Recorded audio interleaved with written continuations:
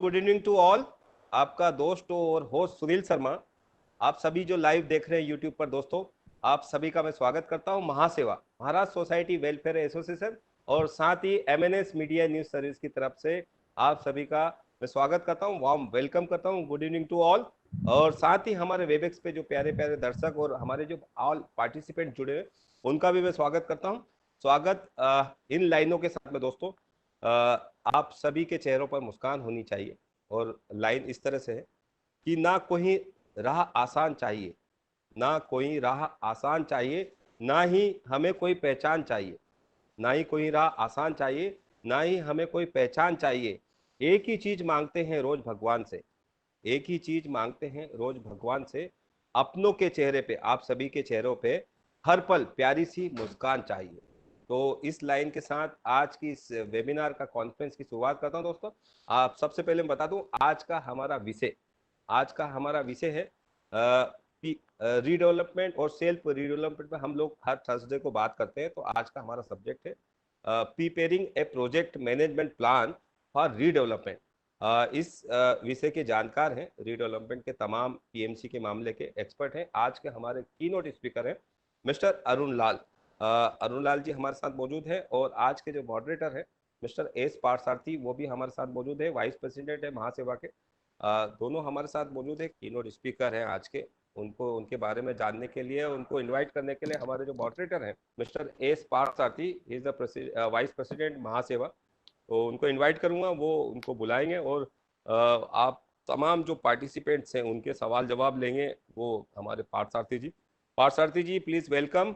Good evening sir, स्वागत है आपका। Yes, good evening Sunil Sharma ji. As usual आपने बढ़िया तरीके से आज का शुरुआत किया। मैं आगे बढ़ने से पहले मैं अरुण जी को जरूर वेलकम करूंगा, उनको इनवाइट करूंगा अपना लेक्चर शुरू करने के हिसाब से। तो एक छोटा सा एक अपडेट ये भी बताना चाहता हूँ कि आपका जो अभी का अपडेट था, में एक छोटा सा एडिशन ये है कि कल का एक अपडेट आज मैं उसको बताना चाहता हूँ कि रियल एस्टेट जो मार्केट है मुंबई का, और जो रजिस्ट्रेशन जो हुए हैं रियल एस्टेट सेक्टर में, इंडिया में सबसे ज्यादा रियल एस्टेट सेक्टर का रजिस्ट्रेशन मुंबई में हुआ है लास्ट 3 महीने को लेकर के।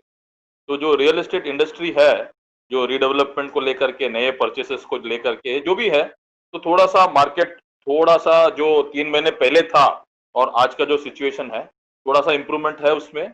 थोड़ा से लोगों का जो आउटलुक है, वो सेंटिमेंट्स जो बोलते हैं लोगों का, वो थोड़ा सा बढ़ रहा है और शायद अच्छे दिन जल्दी आएंगे हम लोग ये लॉकडाउन और कोरोना के बाद में। तो इस एक पॉजिटिव न्यूज से मैं आज के जो कीनोट स्पीकर है मिस्टर अरुण लाल, जो पीएमए इंस्टीट्यूट से है, if I am not wrong, and जैसे हमारे भारत के एक ओपनर हुआ करते थे अरुण लाल, क्रिकेट के ओपनर रहा करते थे और बढ़िया वो बैटिंग करते थे, उसी हिसाब से आज का सेशन भी ओपनिंग से ही एंड तक अरुण लाल जी लेकर जाएंगे, मुझे पूरा उम्मीद है। तो मैं ज्यादा वक्त नहीं लेते हुए मैं let me invite mister Arun Lal on behalf of Mahaseva and MNS news media. Mister Arun Lal ji, you can please proceed with your presentation for the day. Thank you very much. बात करना चाहता हूँ पार्थसारथी सर का और सुनील शर्मा जी का। सुनील शर्मा जी ने बहुत अच्छी तरह से कोऑर्डिनेट किया और ये पूरा अरेंज किया, और सारे मेंबर्स जो यहाँ पर हैं, सारे पार्टिसिपेंट्स हैं, सभी का स्वागत है। Thank you all, I welcome you all to this programme. Let us start. तो अब मैं अपना स्क्रीन शेयर कर देता हूँ। अभी आप हमारी स्क्रीन देख रहे हैं। Preparing a project plan for redevelopment. अभी देखिए, प्रोजेक्ट्स कई तरह के होते हैं और उसमें जो उसका मेन हार्ट होता है वो प्रोजेक्ट प्लान होता है, क्योंकि वो प्रोजेक्ट प्लान ही है जिसके बेसिस पर हम सब कुछ करते हैं। तो आज हम ये देखेंगे कि ये प्रोजेक्ट प्लान में क्या-क्या हमें इंक्लूड करना बहुत जरूरत है। Let me start. तो मेरे नाम के आगे जो आप लोगो देख रहे हैं, ये लोगो है PMI PMP, project management institute का प्रोजेक्ट मैनेजमेंट प्रोफेशनल। ये एक सर्टिफिकेशन है वर्ल्ड वाइड। तो मैं जब शुरू में जब मैं काम चालू किया, when I started my professional career, तो उस समय मैं एक टेक्निकल पर्सन था और मुझे ऐसा लगता था कि टेक्नोलॉजी ही सारा का सारा सॉल्यूशन है। लेकिन फिर मुझे, क्योंकि मैं टेक्निकल एक्सपर्ट था, तो मेरे वर्क असाइनमेंट में थोड़ा ज्यादा वर्क मिला, प्रमोशन मिला, और फिर उसमें हमें कस्टमर से जाके इंटरेक्शन करने की जरूरत पड़ी। तो जब मैं कस्टमर के पास गया, तो मैंने देखा कि कस्टमर को टेक्नोलॉजी तो कुछ पता ही नहीं है, और मैं अपने मैनेजर के पास जाकर के बोला कि सर, उनको तो कुछ भी नहीं पता, मैं कैसे काम करूं? फिर उन्होंने बोला कि देखो, customer is the king, customer is the one who page for the project, and customer defines everything. तो फिर मैंने बोला कि ये तो बहुत अजीब बात है, what should I do next? अब मुझे क्या करना चाहिए? तो उन्होंने मुझे बिठाया, फिर बोला कि देखो, कोई भी प्रोजेक्ट होता है, टेक्नोलॉजी एक पार्ट है, लेकिन उस टेक्नोलॉजी का जो सराउंडिंग होता है, जो जनरल मैनेजमेंट होता है, वो बहुत जरूरी है। फिर उन्होंने मुझे गाइड किया, और तब मैंने देखा कि टेक्नोलॉजी के अलावा जितना जो कुछ होता है, ये बहुत ही इंपॉर्टेंट है, जिसको हम लोग मैनेजमेंट कहते हैं। तो ये मैनेजमेंट है क्या? Management is the art of getting work done through other people. तो जिस जिस तरह का, जिस एरिया में आप मैनेजमेंट कर रहे हैं, उस एरिया में आपके पास नॉलेज, स्किल्स, टूल्स, टेक्निक्स होनी चाहिए, और आप उस प्रोजेक्ट को मैनेज करिए। तो फिर वही मेरा पैशन बन गया, और मैंने देखा कि मैनेजमेंट के साथ मैनेजर का क्या काम है? मैनेजर का काम है कि दूसरों से काम कराए। दूसरों से काम कराने के लिए क्या जरूरत है? उसे मोटिवेट करे, कन्विंस करे। जब दूसरे लोग आपके बातों पर विश्वास करने, when they accept you as a leader, तो वो काम इजीली हो जाता है। तो मैंने देखा कि in addition to the management, मेरा जो ट्रेनिंग एंड कोचिंग स्किल्स है, वो बहुत अच्छा है। तो फिर मैंने ये जो नॉलेज है, उसको स्प्रेड करने का काम चालू कर दिया। तो दैट बिकेम माय पर्पस। हाँ, और मैं हर इंडस्ट्री में जा करके ट्रेनिंग देता हूँ on project management, how to manage projects, how to get the best utilisation of the available resources. और क्योंकि उससे मेरी अर्निंग भी होती है, तो वो मेरी प्रॉस्पेरिटी भी हो गई है। हाँ, so this is my prosperity. I work as a management trainer and a consultant. अभी देखिए, प्रोजेक्ट का क्या चैलेंज होता है? कोई भी प्रोजेक्ट हो, उसमें दो बातें होती हैं। It is always deadline driven. हाँ, हर कोई एक प्रोजेक्ट का डेडलाइन होता है, एंड डेट होता है, उससे पहले आपको कंप्लीट करना होता है। अगर आप नहीं करेंगे, तो प्रॉब्लम है। तो वो डेडलाइन किसी का 5 साल का हो सकता है, किसी के 1 साल का हो सकता है, किसी का 10 साल का हो सकता है। हाँ, वो आपको बहुत इम्पोर्टेंट है। तो इसके कारण हमारे प्रोजेक्ट पर एक टाइम प्रेशर आ जाता है, और जो भी प्रोजेक्ट मैनेजर होता है, उसको वो टाइम प्रेशर हैंडल करना बहुत ज़रूरी होता है। साथ में हम हमेशा कुछ यूनिक क्रिएट करते हैं, कुछ नया बनाते हैं। क्योंकि किसी ने 10 रीडेवलपमेंट प्रोजेक्ट पर काम किया हुआ है, इसलिए 11वां बिल्कुल ईज़ी होगा, ऐसा नहीं है। उसके अपने चैलेंजेस होंगे। हाँ, स्टेक होल्डर्स डिफरेंट होंगे, कस्टमर डिफरेंट होगा, हर किसी का एक्सपेक्टेशन डिफरेंट होगा, लोकेशन डिफरेंट होगा, रूल्स, रेगुलेशंस चेंज होते रहते हैं। तो ये चैलेंजेस हमेशा लगे रहते हैं, और इसी में हमें बेस्ट क्या डिलीवर कर सकते हैं, वो हमें देखना है। अभी देखिए, ये प्रोजेक्ट कैसे होता है? प्रोजेक्ट का लाइफ साइकिल क्या है? तो हम हमेशा स्टार्ट करते हैं इनिशिएटिंग से। इनिशिएटिंग यानी कि taking a decision whether I have to do this project और नॉट। और मैं थोड़ा और डिटेल आगे बताऊंगा। तो इनिशिएटिंग, एक बार हमने डिसीजन ले लिया, फिर हम प्लानिंग करेंगे। तो प्लानिंग में हम वो हर कुछ लिखेंगे, एक प्रोजेक्ट प्लान बनाएंगे, जिसको कोई फॉलो करके हम एग्जीक्यूटिंग करेंगे, यानी काम करेंगे। और जब हम काम करेंगे, तो हम देखेंगे कि वो काम हो सकता है बिल्कुल प्लान के हिसाब से हो, सब कुछ ठीक है। तो वो हम चेक करेंगे मॉनिटरिंग एंड कंट्रोलिंग में। और अगर हमने देखा कि सब कुछ प्लान के हिसाब से हो रहा है, तो हम उसको क्लोज कर देंगे। लेकिन कई बार क्या होता है कि कुछ छोटे-मोटे प्रॉब्लम रह जाते हैं। तो इमीडिएटली हमने चेक किया मॉनिटरिंग एंड कंट्रोलिंग में, इमीडिएटली हम एग्जीक्यूटिंग में फिर जाते हैं, और उसको रिपेयर करते हैं, करेक्ट कर देते हैं, सम करेक्टिव एक्शन हम करते हैं।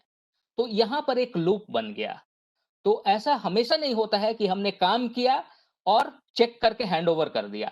लेकिन ऐसा हो सकता है कि हमें वर्क, रीवर्क, रीडू, ये लूप में करना पड़ेगा। कभी कभी हम देखते हैं कि हमारा जो डिजाइन था, डिजाइन में ही प्रॉब्लम आ गया और हम आगे नहीं बढ़ सकते हैं। तो फिर हमें वापस प्लानिंग में जाना पड़ेगा, वापस डिजाइन में जाना पड़ेगा। तो उसमें हमारा एडिशनल प्लानिंग हो गया। फिर वो प्लानिंग के हिसाब से एग्जीक्यूशन करिए, फिर मॉनिटरिंग कंट्रोलिंग में आइए।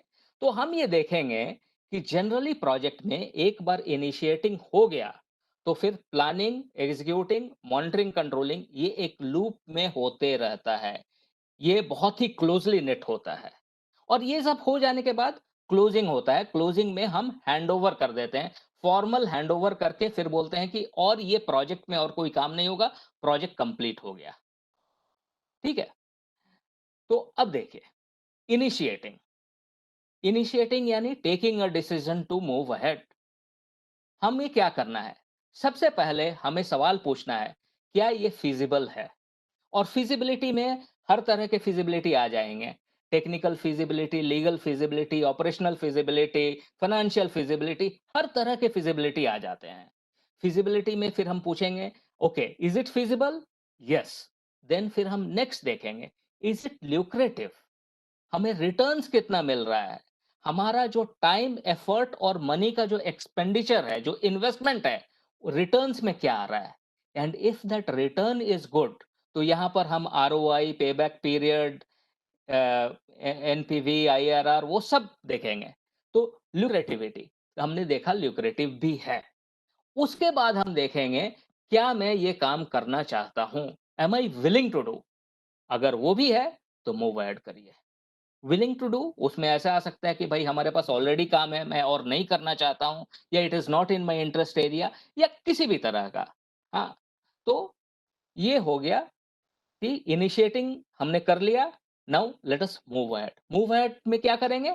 हम next step, that is planning, detailed planning में। तो प्लानिंग में हमें क्या करना है? हमें एक डॉक्यूमेंट बनाना है, और वो डॉक्यूमेंट पूरा कॉम्प्रिहेंसिव रहेगा, मतलब सारे के सारे डिटेल रहेंगे उसमें, और जिसको फॉलो करके हम प्रोजेक्ट में सारे काम करेंगे। तो ये प्लानिंग का ऑब्जेक्टिव है। We have to make a document, and that document is called as project management plan. उसमें हमें क्या करना है? तो प्रोजेक्ट मैनेजमेंट प्लान जब हम बनाते हैं, तो जितने सारे नॉलेज हैं, प्रोजेक्ट में अलग अलग तरह के नॉलेज की हमें आवश्यकता होती है, तो वो सब नॉलेज का हमें लिखना है प्रोजेक्ट प्लान में। तो stakeholder, stakeholder means कि इस प्रोजेक्ट में कौन कौन लोग इन्वॉल्व हैं, उनका क्या इंटरेस्ट है, ये हम डॉक्यूमेंट करेंगे। तो हर किसी का एक्सपेक्टेशन अलग हो सकता है, पावर अलग हो सकता है, वो सब हम डॉक्यूमेंट करेंगे। फिर स्कोप, स्कोप यानी कि क्या काम हमें करना है। तो क्या काम करना है और क्या काम नहीं करना है, ये भी हमें बहुत इंपॉर्टेंट डॉक्यूमेंटेशन करना है। क्या होता है कि हम वन वे प्लान बनाते हैं कि ठीक है, ये सब काम हम करेंगे, लेकिन ये बहुत इंपॉर्टेंट है कि क्या काम नहीं करेंगे, वो भी लिखें। यहां पर स्कोप के साथ मैं क्वालिटी का एक डेफिनेशन देना चाहता हूं। क्वालिटी यानी meeting the stated and implied needs. Implied needs क्या होता है कि कस्टमर बोलता नहीं है, लेकिन उसको फिर भी जरूरत होती है। हाँ, तो वो जो इम्प्लाइड नीड्स होता है, कस्टमर से बाद में झगड़ा ना हो, तो भाई आप अपने एक्सपीरियंस से लिख दीजिए कि भाई इस तरह का काम हम नहीं करेंगे। जैसे कि आपका रिडेवलपमेंट हो रहा है सोसाइटी में, आप वहां पर प्लेग्राउंड बनाना है या नहीं बनाना है, जिसमें कि कॉन्फ्लिक्ट हो सकता है बाद में, वो हम आउटसाइड स्कोप लिख देंगे, आउट ऑफ स्कोप। ये एक एजुकेशन भी होता है हमारे कस्टमर के लिए। जब हम आउट ऑफ स्कोप लिखते हैं, हमारा क्या ऑब्जेक्टिव है? क्योंकि स्कोप के ऊपर ही हमारा टाइम और कॉस्ट का क्वांटिफिकेशन होता है। अगर हमने वो आउट ऑफ स्कोप कर दिया, तो एक तो हमारा टाइम और कॉस्ट का क्वांटिफिकेशन में बहुत ही आसानी हो जाएगा, और कस्टमर जब देखता है कि ये काम नहीं हो रहा है, तो वो सामने से बोलेगा कि मुझे ये चाहिए, और उस समय हम बोलेंगे ठीक है, मैं ये इसको इंक्लूड करता हूं, लेकिन इसका अलग से पैसा लगेगा। स्कोप एक बार हो गया, फिर हम शेड्यूल बनाते हैं। शेड्यूल यानी कब कौन काम करना है। तो list of work and when it will be done, इसमें हम क्रिटिकल पाथ मेथड भी यूज करते हैं। नेक्स्ट आ गया कॉस्ट। कि क्या-क्या रिसोर्सेज हमें स्पेंड करना है। तो most important resource is of course money, पैसा स्पेंड करना है। लेकिन पैसा के अलावा भी हमें बहुत कुछ स्पेंड करना है, जिसके लिए हमें पैसा स्पेंड करना है। जैसे अगर आपने कोई सॉफ्टवेयर यूज़ किया ड्राइंग बनाने के लिए, तो उसका लाइसेंस फीस भी आपको ध्यान में रखना पड़ेगा। That is also an expense. Quality, quality हो गया क्या? Meeting the stated needs and implied needs of the customer. Conformance to requirements and fitness for use. तो कन्फर्मेंस टू रिक्वायरमेंट्स, जब भी आप बोलते हैं कि मैं इस स्टैंडर्ड को फॉलो करता हूं, तो that is also a conformance to requirements. Customer ने क्या क्या बोला है, और साथ में फिटनेस फॉर यूज। कस्टमर अगर नहीं भी बोल रहा है, तो उस एनवायरमेंट में उसको सही तरह से यूज करने के लिए क्या होगा, वो भी क्वालिटी में रहेगा। फिर हमारे रिसोर्सेज आ जाते हैं। रिसोर्सेज में हमें मेन क्या देखना है, ह्यूमन रिसोर्सेज। ह्यूमन रिसोर्सेज का किस तरह से इन्वॉल्वमेंट होगा, उनको हम किस तरह से मोटिवेटेड रखेंगे, और उनसे किस तरह से हम काम लेंगे, वर्क एलोकेशन कैसे करेंगे, ये सब रिसोर्सेज में आएगा। साथ ही और भी रिसोर्सेज जैसे इक्विपमेंट रिसोर्सेज भी यहाँ पर इंपॉर्टेंट हो जाता है। Communication, who needs what information at what point in time, in what format, through what media, ये सब हमें रखना है। तो किसको हमें क्या अपडेट देना है, ये सब हमें डिसाइड करना है। अनसर्टेनिटीज यानी कि जिसमें थ्रेट्स भी हो सकता है, अपॉर्चुनिटीज भी हो सकता है। तो क्या थ्रेट है नेगेटिव, और क्या अपॉर्चुनिटीज है जो पॉजिटिव साइड में है, वो हम देखेंगे। प्रोक्योरमेंट, प्रोक्योरमेंट यानी अगर हम कुछ आउटसोर्स कर रहे हैं, हम किसी सब कॉन्ट्रैक्ट कर रहे हैं, तो उसमें हमें क्या ध्यान रखना है। एंड एक आ जाता है इंटीग्रेशन, कि ये जितने भी काम हम कर रहे हैं, एक दूसरे से ये मिले हुए हैं, तो उनको हमको एक जगह में प्लान बनाना है, तो वो इंटीग्रेट करना है। जैसे कि हमारा स्कोप अगर ज्यादा हुआ, तो टाइम ज्यादा लगेगा, कॉस्ट ज्यादा लगेगा। हम किस तरह से बैलेंस करते हैं, और जो भी काम हम करेंगे, हमें प्रोफेशनलिज्म मेंटेन करना है, और हमारा बिहेवियर भी पूरा एथिकल रहना चाहिए। तो अभी देखिए, मैं कुछ स्टेप्स बताता हूं। इस स्टेप्स में फिर फर्दर डिटेल्स होते हैं, लेकिन अभी के लिए बता रहा हूं कि स्टेक होल्डर जब भी हम देखते हैं, तो स्टेक होल्डर होते कौन है? कोई भी व्यक्ति या व्यक्ति का समूह, ग्रुप ऑफ पीपल, हाँ, जिनका कोई भी इंटरेस्ट है प्रोजेक्ट में। वो इंटरेस्ट पॉजिटिव भी हो सकता है, नेगेटिव भी हो सकता है। वो हमारे प्रोजेक्ट को इफेक्ट कर सकते हैं, पॉजिटिवली भी, नेगेटिवली भी। तो हमें सबसे पहले स्टेक होल्डर आइडेंटिफाई करना है, लिस्ट बनाना है सारे स्टेक होल्डर्स का, और फिर हमें प्लान स्टेक होल्डर एंगेजमेंट, उनसे हमें किस तरह से हम उनके साथ एंगेज रहेंगे थ्रू आउट द प्रोजेक्ट। तो जैसे कोई एक बहुत ही पावरफुल पर्सन है, जैसे कि गवर्नमेंट का ऑडिटर है, हाँ, तो he is a powerful person, लेकिन हमारे प्रोजेक्ट के सक्सेस से उसका तो कोई मतलब नहीं है। तो उससे कैसे डील करना है, इस तरह से कई तरह के स्टेक होल्डर होते हैं। कुछ स्टेक होल्डर होते हैं, केवल उनको क्यूरोसिटी रहती है कि अभी क्या हो रहा है, हाँ, तो उनके क्यूरोसिटी को किस तरह से सेटिस्फाई करना है, ये सारा का सारा मैनेज स्टेक होल्डर एंगेजमेंट। आपने एक प्लान किया हुआ है कि स्टेक होल्डर को हम इस तरह से मैनेज करेंगे, लेकिन एक्चुअली में किस तरह से हो रहा है, तो वो हम manage stakeholder throughout the project हम देखेंगे कि अगर कुछ चेंज करना है, तो वो भी। And then monitor stakeholder engagement, check करेंगे कि जिस तरह से हमने प्लानिंग किया है, काम उसी तरह से हो रहा है। नहीं तो फिर हमें चेंजेस करने। स्कोप में सबसे पहले हम प्लान स्कोप मैनेजमेंट करेंगे। मतलब हम एक प्लान बनाएंगे कि स्कोप हमें किस तरह से मैनेज करना है। तो जैसे सबसे पहले हमें रिक्वायरमेंट कलेक्शन करना है, तो रिक्वायरमेंट कलेक्शन का क्या टेम्पलेट है, हम क्या क्या कलेक्ट करेंगे, तो वो हम प्लान स्कोप मैनेजमेंट में लिखेंगे। फिर कलेक्ट रिक्वायरमेंट्स, हम जा करके हर किसी से रिक्वायरमेंट्स कलेक्ट करेंगे। रिक्वायरमेंट्स किसके होंगे? सोसाइटी के होंगे, इंडिविजुअल के होंगे, हाँ, एजेंसीज के होंगे, हमारे जो एम्प्लॉयज हैं उनके कुछ रिक्वायरमेंट्स रहेंगे, आर्किटेक्ट्स के रहेंगे, सारे रिक्वायरमेंट्स रहेंगे। फिर उसके बाद हम एक डिफाइन स्कोप करेंगे, यानी एक स्कोप स्टेटमेंट बनाएंगे। स्कोप स्टेटमेंट क्या होता है? A narrative description of all the work to be done on the project. तो हमने पूरा का पूरा स्कोप लिखा कि क्या-क्या प्रोजेक्ट में करना है और वहीं पर हम आउट ऑफ स्कोप भी डिफाइन कर देंगे क्या नहीं करना है। अब ये जो इनसाइड स्कोप जो हो गया, उसको हम ब्रेक करेंगे और वो ब्रेकअप को बोलते हैं डब्ल्यूबीएस, वर्क ब्रेकडाउन स्ट्रक्चर। तो ये जो है, ये हमें बहुत ही क्लैरिटी देता है, पूरा टोटल डिटेल्ड क्लैरिटी कि क्या हो रहा है प्रोजेक्ट में। तो डब्ल्यूबीएस जैसे बन गया, मेरा हाउस है, हाउस के अंदर हमारा ब्रिक वर्क होगा, कंक्रीट वर्क होगा, प्लंबिंग होगा, इलेक्ट्रिकल होगा और फिर वो फर्दर ब्रेक होता चले जाएगा। तो सबसे छोटा पार्ट हम ब्रेक करके बनाएँगे। वो अब इसको बनाने के लिए हमारे पास कई सारे सॉफ्टवेयर हैं, जैसे माइक्रोसॉफ्ट प्रोजेक्ट हमने यूज़ किया हुआ है, उसमें आपको पूरा दिखाई देगा कि लोएस्ट लेवल पर क्या है। तो वो एक डिटेल्ड क्लैरिटी मिलता है और उसमें हमारा ट्रैकिंग भी ईज़ी हो जाता है। हमने डिटेल में देख लिया है कि क्या करना है और एक-एक पार्ट वो हमने किया है। फिर वैलिडेट स्कोप। अब ये क्या हुआ कि हमने यहाँ पर काम कर लिया, काम यहाँ पर कंप्लीट हो गया। इसके क्रिएट डब्ल्यूबीएस के बाद हमने काम किया, उसके काम हो गया तो वैलिडेट स्कोप मतलब कि हम जो हैंडओवर करेंगे, एक-एक स्मॉल पार्ट्स जब हम हैंडओवर करते हैं और उसका एक्सेप्टेंस हो जाता है, तो वो वैलिडेट स्कोप कहते हैं।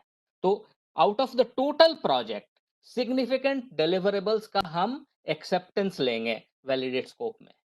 एंड कंट्रोल स्कोप में अगर हमारा कुछ डिविएशन हुआ तो हम वापस से स्कोप जो स्टेटमेंट है उसको चेंज करेंगे, डब्ल्यूबीएस को चेंज करेंगे और फिर काम करेंगे। तो ये control to manage changes to the approved scope. फिर हमारा आ गया शेड्यूल यानी टाइम मैनेजमेंट। तो सबसे पहले हमारा एक गाइडलाइन रहेगा how to do schedule management. फिर हम स्टेप करेंगे कि डिफाइन एक्टिविटीज यानी हमारे प्रोजेक्ट पे कौन-कौन से एक्टिविटीज होंगे और उन एक्टिविटीज का क्या-क्या एट्रीब्यूट्स है यानी कि क्या प्रॉपर्टीज है एक्टिविटीज का और उस बेसिस पर हम सीक्वेंस एक्टिविटी करेंगे। सीक्वेंस एक्टिविटीज यानी कि एक डायग्राम बनाएँगे, नेटवर्क डायग्राम बनाएँगे जिसमें देखेंगे कि कौन से एक्टिविटीज़ पैरेलल में हो रहे हैं और कौन सीक्वेंस में हो रहे हैं। तो क्या पैरेलल में हो रहा है, क्या सीक्वेंस में हो रहा है, उसके ऊपर हमारा जो लेंथ ऑफ द प्रोजेक्ट है, वो डिपेंड करेगा। तो हम कोशिश करेंगे कि काफ़ी सारे एक्टिविटीज़ पैरेलल में हो जाए, जिससे कि काम जल्दी हो जाए। लेकिन फिर जब हम बहुत सारे एक्टिविटीज़ पैरेलल में करते हैं, तो रिस्क ऑफ रीवर्क बढ़ जाता है। एस्टिमेट एक्टिविटी ड्यूरेशन, हर एक एक्टिविटी को पूरा करने में कितना समय लगेगा, वो हम एस्टिमेट करते हैं। तो एस्टिमेट करने का कई तरीका है जैसे एनालॉगस एस्टिमेटिंग, हम अपना एक्सपीरियंस से बता देते हैं। पैरामीट्रिक एस्टिमेटिंग, जहाँ पर भी हम फॉर्मूला यूज़ कर सकते हैं। जैसे पर स्क्वायर फुट इतना टाइम लगता है, पर रनिंग मीटर इतना टाइम लगता है। ये सब ड्यूरेशन एस्टिमेट हमने किया और फिर उन सब को यूज़ करते हुए हमने शेड्यूल बना लिया। तो शेड्यूल बनाते समय हमें देखना है कि क्या एक्टिविटीज है वो पैरेलल में है, सीक्वेंस में है, उनका क्या ड्यूरेशन है और हमारा क्या कंस्ट्रेंट है। जैसे हमारा कैलेंडर क्या है, लोग कब काम करेंगे, कितना बजे से कितना बजे तक काम करेंगे, हाँ, कब छुट्टी है या कब गवर्नमेंट अलाउ नहीं कर रहा है। तो अभी जैसे डेवलप शेड्यूल है and because of the current situation जितने भी कंस्ट्रेंट है उसके हिसाब से आपका जो ड्यूरेशन बढ़ रहा है। तो हमें देखना है कि किस तरह से हम क्या करेंगे ताकि we are back on track. Control schedule, okay. तो अब शेड्यूल में कोई चेंजेस होता है, जैसे कोई चीज डिले हो गया बट हम प्रोजेक्ट डिले नहीं चाहते हैं, तो मे बी हमको कुछ मैन पावर बढ़ाना है या कोई एक्टिविटीज पैरेलल में करके शेड्यूल को वापस विद इन एक्सपेक्टेशन लाना है। तो ये कंट्रोल शेड्यूल। तो सबसे पहले एक गाइडलाइन बनाएंगे कि कॉस्ट मैनेजमेंट कैसे करना है, उसके बाद एस्टिमेट कॉस्ट करेंगे।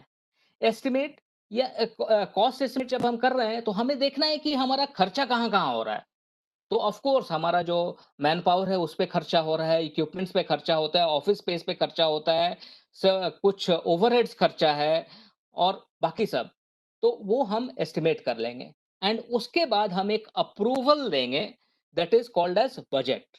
तो approved estimate becomes the budget और वो हमारा बजट है। अब हम expenditure according to the budget हम स्टार्ट करेंगे और बाद में जब हम एक्सपेंडिचर करने लगेंगे तब हम चेक करेंगे कि हमारा एक्सपेंडिचर एज पर प्लान हो रहा है या ज्यादा है या कम है, तो फिर हम करेक्टिव एक्शन लेंगे। तो ये सब कंट्रोल कॉस्ट में आता है। अच्छा, यहाँ पर एक बहुत इंपॉर्टेंट कॉन्सेप्ट मैं इंट्रोड्यूस करना चाहता हूँ, जो कि शेड्यूल और कॉस्ट से है। It is monetary quantification of time. समय है, समय ही पैसा है, लेकिन उसका क्या वैल्यू है, आप ये देखिए।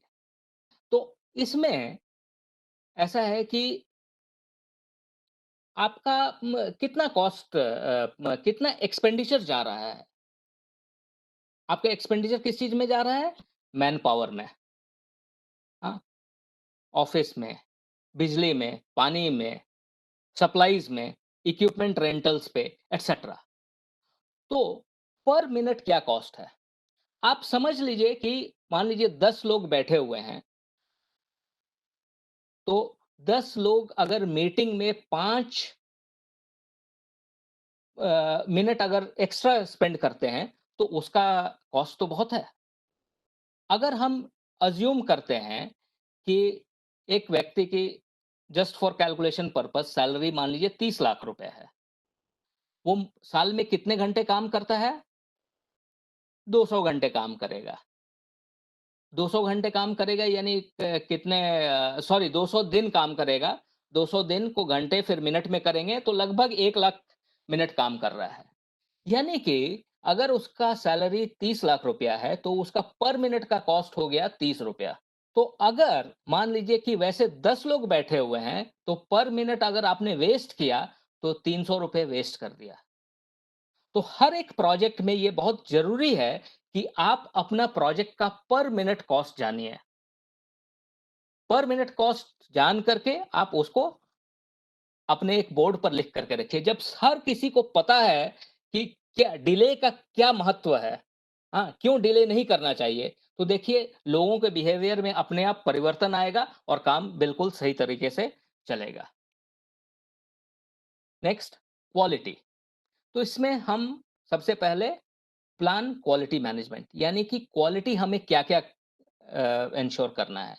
तो सबसे पहले हम स्टेक होल्डर से बात करेंगे, फिर उनकी क्या रिक्वायरमेंट है, उनकी क्या नीड्स है, उन्होंने क्या बोला है, हाँ, वो हम इंश्योर करेंगे कि वी फुलफिल दैट।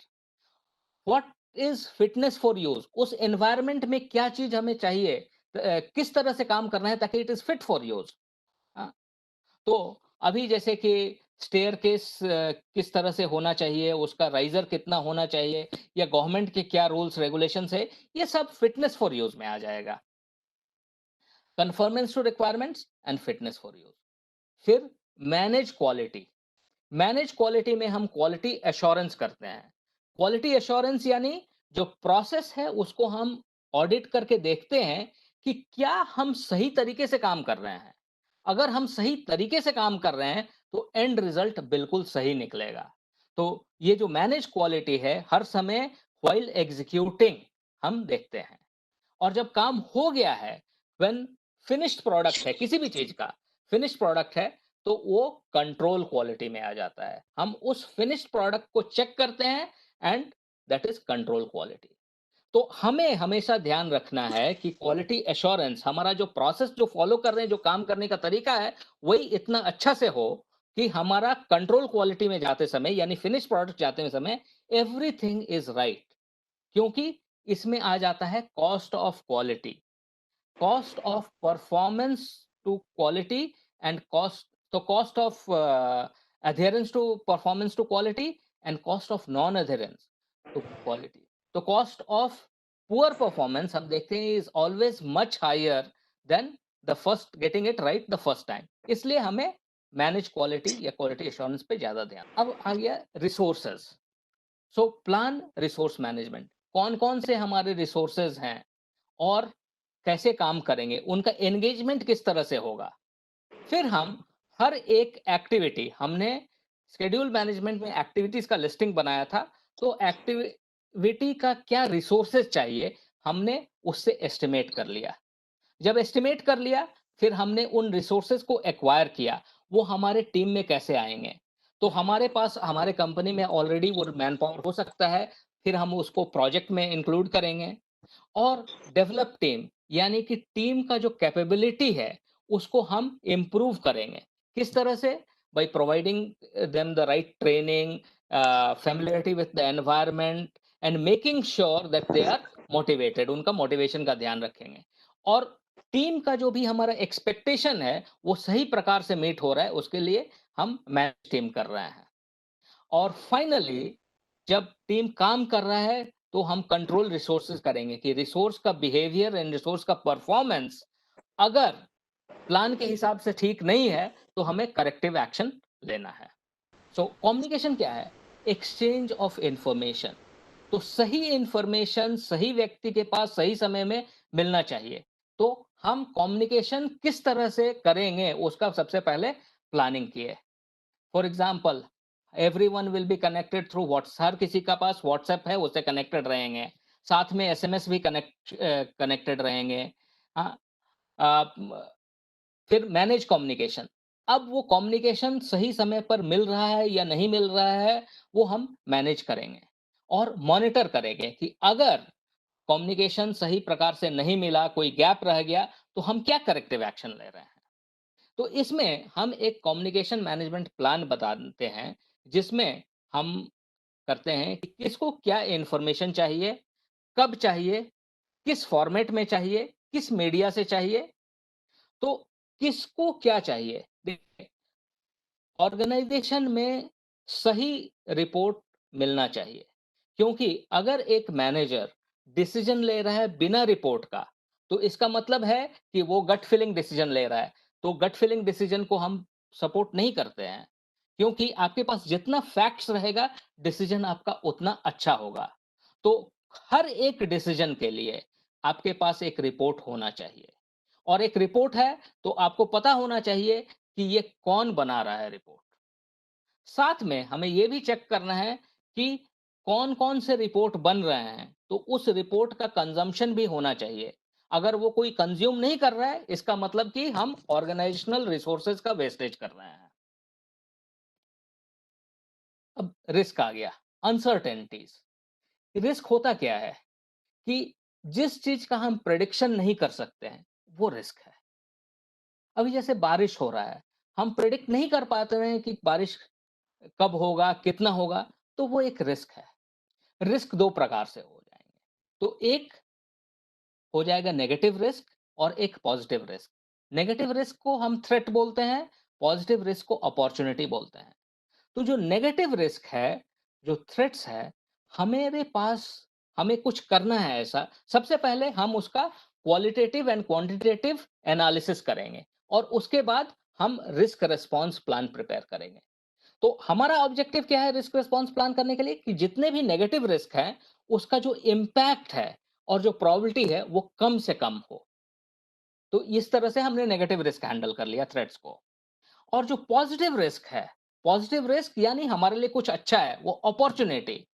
तो हमें क्या करना है कि जब रिस्क रिस्पॉन्स बना रहे हैं तो वो पॉजिटिव रिस्क है उसको हमें ज्यादा से ज्यादा यूटिलाइजेशन करना है, ज्यादा से ज्यादा उसका हमारा फायदा निकल सकता है, टू मेक श्योर कि पॉजिटिव रिस्क का प्रोबेबिलिटी एंड इम्पैक्ट दोनों बढ़े। तो ये हम देखेंगे। अब ये हमने कर लिया। अब जब भी कोई वो रिस्क इवेंट होता है तो हमें वो रिस्क रिस्पॉन्स इंप्लीमेंट करना है। कई सारे हमें पहले इंप्लीमेंट करना है, कुछ जो है हमें बाद में इंप्लीमेंट करते हैं जिसे वर्क अराउंड प्लान बताते हैं। लेकिन पहले हमें जो रिस्क होने से पहले हमें उसका रिस्पॉन्स प्लान इंप्लीमेंट कर देना है जिससे हमारा जो ऑब्जेक्टिव है वो फुलफिल हो जाए। फिर हमें मॉनिटर रिस्क करना है। मॉनिटर रिस्क मतलब कि through out the project life cycle हमें आइडेंटिफाई करना है, एनालाइज करना है, रिस्क रिस्पॉन्स प्लान बनाना है। क्यों? क्योंकि जो रिस्क हमने सोचा था हो सकता है उसका जो प्रॉपर्टी है रिस्क का, वो उसका एट्रीब्यूट्स वो चेंज हो गया। तो उस हिसाब से हमें रेगुलर वो करते रहना पड़ेगा। प्रोक्योरमेंट मतलब गेटिंग हेल्प फ्रॉम आउटसाइड। तो जैसे सोसाइटी वाले हैं, उन्होंने आपको मान लीजिए किसी एक डेवलपर को वेंडर चूज किया है, तो वो प्रोक्योर कर रहे हैं क्योंकि वो खुद नहीं कर पा रहे हैं तो वो प्रोक्योर कर रहे हैं। तो उसमें हमें क्या देखना है? हमें देखना है कि क्या-क्या काम है।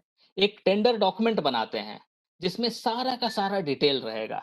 प्लान प्रोक्योरमेंट में आता है, मतलब रिक्वेस्ट फॉर प्रपोजल, और फिर कंडक्ट प्रोक्योरमेंट। तो उस आरएफपी को हम बांटेंगे to eligible participants, conduct procurement, और फिर कंट्रोल प्रोक्योरमेंट। अब हम उसको किस तरह से जब हमारा वेंडर आइडेंटिफाई हो गया, जब वो काम करने लगा, तो उसका परफॉर्मेंस हमारा टेंडर डॉक्यूमेंट या कॉन्ट्रैक्ट से मैच कर रहा है कि नहीं, वो सब हम चेक करेंगे और करेक्टिव एक्शन करेंगे। तो ये हो गया हमारा प्रोक्योरमेंट। अब देखिए, इतना जो सब हमने किया, हाँ, हमने stakeholder, scope, schedule, cost, quality, resources, communication, risk, procurement, इतना सारा जो हमने काम किया है, अब उनको हमें एक जगह लाना है। तो वो एक जगह लाने का मतलब होता है इंटीग्रेट करना है। तो ये देखिए, इसके स्टेप्स होते हैं। इंटीग्रेट करना है तो डेवलप प्रोजेक्ट चार्टर, ये इनिशिएटिंग का टाइम का काम है। इनिशिएटिंग में हमने क्या किया कि एक डिसीजन लिया कि मूव अहेड करते हैं, तो उस डॉक्यूमेंट को बोलते हैं प्रोजेक्ट चार्टर, तो वो बना लिया। फिर प्रोजेक्ट प्लानिंग किया, तो प्रोजेक्ट मैनेजमेंट प्लान हमने बना लिया। उसके बाद एग्जीक्यूटिंग का टाइम में हमने direct and manage project work, मतलब एग्जीक्यूशन किया, हमने टीम से काम कराया, और उस समय हमारा जितना भी प्रोजेक्ट नॉलेज है उसको मैनेज किया। किस तरह का नॉलेज हमारा ऑलरेडी है, वो टीम को हम किस तरह से दे रहे हैं और उनसे काम करा रहे हैं, और अगर उस समय नया नॉलेज जनरेट हुआ तो हम किस तरह से वो मैनेज कर रहे हैं। जब हम काम चेक कर रहे हैं, मॉनिटरिंग एंड कंट्रोलिंग, तो वहां पर हम monitor and control project work करेंगे, चेक करने के लिए कि हमारा ये प्रोजेक्ट प्लान के हिसाब से चल रहा है या नहीं चल रहा है। फिर परफॉर्म इंटीग्रेटेड चेंज कंट्रोल, यानी कि अगर मान लीजिए कि अब एक चेंज रिक्वेस्ट रेज हो गया, तो चेंज रिक्वेस्ट केवल एक एरिया में नहीं रहेगा। जैसे हमारा एक स्कोप ऐड हो गया, हाँ, कुछ एक मान लीजिए एक सोसाइटी है जिसमें कि पहले फ्लोरिंग नॉर्मल था, लेकिन बाद में उन्होंने किया कि उसके ऊपर कारपेटिंग भी करना है। अब it's a small change of scope, but it is not only a change in scope, लेकिन उसके कारण शेड्यूल भी चेंज होगा, कॉस्ट भी बढ़ेगा, क्वालिटी भी इफेक्ट हो सकता है, यानी सब कुछ हो सकता है। तो हम उस चेंज को किस तरह से हैंडल करेंगे, ये हमें ध्यान रखना है। तो ये हमें हर एरिया को कंसिडर करते हुए मैनेज करना है। फाइनली हमें प्रोजेक्ट को क्लोज करना है, और या फेज को क्लोज करना है। फेज का मतलब हो सकता है कि जो हमारा डिलीवरेबल है वो इन पार्ट्स हो रहा है। तो जब भी वो डिलीवरेबल हैंडओवर टू कस्टमर है, तो उसको हमको प्रॉपरली क्लोज करना है, एंड जब पूरा प्रोजेक्ट क्लोज हो गया तब भी हमें पूरा हैंडओवर करके ये क्लोज करना है। तो ये हमने देखा कि क्या क्या एरियाज है। अब हम जब प्लानिंग कर रहे हैं और जब काम कर रहे हैं, तब हमें प्रोफेशनलिज्म और एथिक्स का भी ध्यान रखना है। तो इसमें मैं 3 बातें आपको सजेस्ट करता हूं। सबसे पहले अपने से पूछिए, क्या ये सही है? अगर आपको आंसर नहीं मिल रहा है, क्योंकि कई बार हम खुद कंफ्यूज हो जाते हैं, तो फिर दूसरों से पूछिए। वो दूसरे कौन हैं? वो आपके अगल-बगल के लोग। वो लोग जो आपके लिए महत्वपूर्ण हैं। आपके फ्रेंड हो सकते हैं, आपके पेरेंट्स हो सकते हैं, टीचर्स हो सकते हैं, कलीग्स हो सकते हैं, एटसेट्रा। क्या ये सही है? लेकिन मान लीजिए कभी-कभी क्या होता है कि हम ऐसे ग्रुप में होते हैं कि हर किसी को लग रहा है कि ये सही है, होए या नहीं वो पता नहीं। तब फिर जो तीसरा टेस्ट है, मैं ये पूछता हूं कि आप न्यूज़पेपर जो डेली आप पढ़ते हैं, आप उसको इमेजिन करिए और पूछिए कि क्या जो भी आप काम कर रहे हैं या जो भी कर रहे हैं, क्या आप न्यूज़पेपर के फ्रंट पेज पर पब्लिश होना चाहेंगे? अगर और साथ में आपका फोटो भी आए। तो ये जो है, ये एक वेरी रफ गाइड है, एंड आपको आंसर मिलेगा कि आपका काम सही है। Professionalism and ethics. अभी हमने देख लिया कि प्रोजेक्ट प्लानिंग किस तरह से करते हैं। अब जो सजेस्टेड डॉक्यूमेंटेशन है प्रोजेक्ट मैनेजमेंट प्लान के लिए, देखिए ये लिस्ट है। हाँ, scope management plan, requirements management plan, schedule management plan, cost management plan, quality management plan, resource management plan, communication management plan, risk management plan, procurement management plan, stakeholder engagement plan, change management plan, configuration management plan. ये जो configuration होता है, configuration मतलब कि documentation of characteristics. जैसे कि अगर किसी ने बोला कि हमें ये दरवाजा चाहिए, तो दरवाजे का क्या-क्या फीचर्स आप कैप्चर करेंगे? ऑफ कोर्स साइज़ तो स्टैंडर्ड होता है, thickness is one thing, colour is one thing, type of knob is another thing. तो एग्ज़ैक्टली वो सब आपको डॉक्यूमेंट करना पड़ेगा जिससे कि आप उसको रिपीट कर सकते हैं। That is configuration. इसको वर्ज़न कंट्रोल भी उसमें करना होगा। फिर scope baseline, schedule baseline, cost baseline. ये बेसलाइन होता है, ये अप्रूवल होता है। अप्रूवल यानी कि कस्टमर हैज़ एग्रीड कि इतना काम करना है, इतना टाइम है, इतना कॉस्ट है। साथ में परफॉर्मेंस मेजरमेंट बेसलाइन, आपका परफॉर्मेंस किस क्राइटेरिया पर मेजर होगा।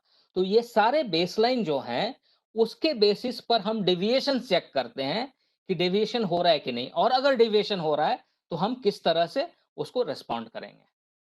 फिर हमारा लाइफ साइकिल किस तरह का होगा और किस तरह से हमारा डेवलपमेंट अप्रोच रहेगा, ये सारे के सारे प्रोजेक्ट मैनेजमेंट प्लान में होने चाहिए।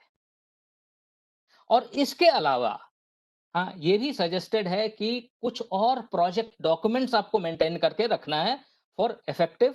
इसके लिस्ट देख लीजिए, activity attribute, activity list, assumption log, basis of estimate, change log, cost estimate, cost forecast, duration estimate, issue log, lessons learned register, milestone list, physical resource requirements, project calendar, project communications, project schedule network diagram, project scope statement, project team assignment। ये सारे चीज होने चाहिए। जैसे team assignment, कौन क्या काम करेगा, तो उसमें हम एक रेसी चार्ट बनाते हैं, RACI, responsible, accountable, to be consulted, to be informed.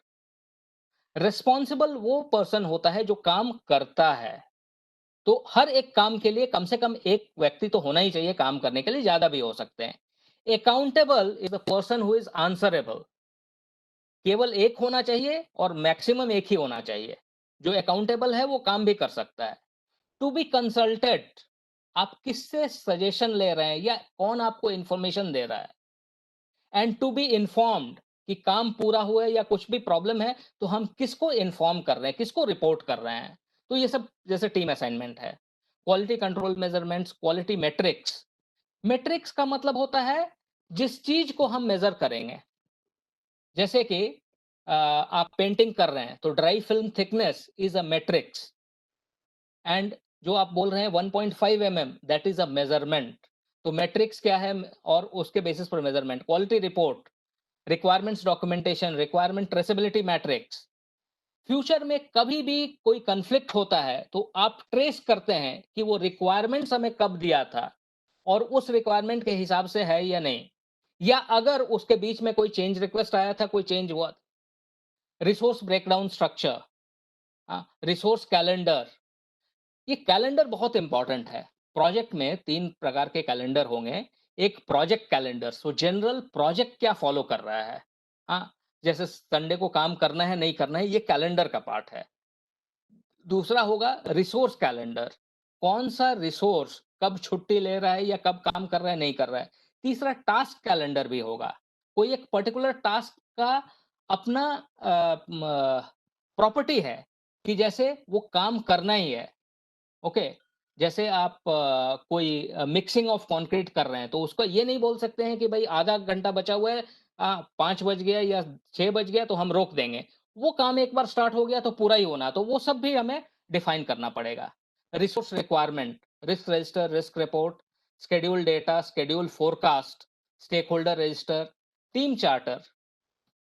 Team charter यानी टीम किस तरह से बिहेव करेगा, टेस्ट एंड इवैल्यूएशन डॉक्यूमेंट्स। तो ये सारे के सारे चीज ये वेरी इंपॉर्टेंट है। ये आप लोग देखिए, project management plan and project documents, इतना होना चाहिए। अब हमारा प्लानिंग पूरा हो गया, तो हम क्या करेंगे, executing. Perform all the work defined in the project management plan. ठीक है, ये एक चीज हो गया। And implement approved changes. तो दो हो गया। देखिए, मॉनिटरिंग एंड कंट्रोलिंग के टाइम में हमारा चेंज रिक्वेस्ट रेज हो रहा है उसको अगर हमने अप्रूव कर दिया, अप्रूव्ड है, तो फिर वो हमारा दो मतलब additional work, and the objective is to fulfil the project objectives. फिर monitoring and controlling, review all change request जो भी आता है, approve change request and manage changes to deliverables, project documents and project management plan। और फिर communicate to decisions, हर किसी को बता दीजिए कि ये चेंज हुआ था, ये एक्सेप्ट हुआ या रिजेक्ट हुआ, क्यों हुआ, ये सब। ठीक है। And finally closing, finalise all activities for the project phase और कॉन्ट्रैक्ट।